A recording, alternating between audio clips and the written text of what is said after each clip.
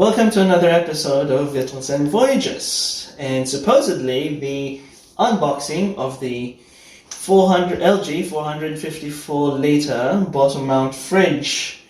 Unfortunately, the packaging plus the fridge wouldn't fit our front door when transporting the product. So we'll just be taking out some plastic bits and pieces before we even run her up.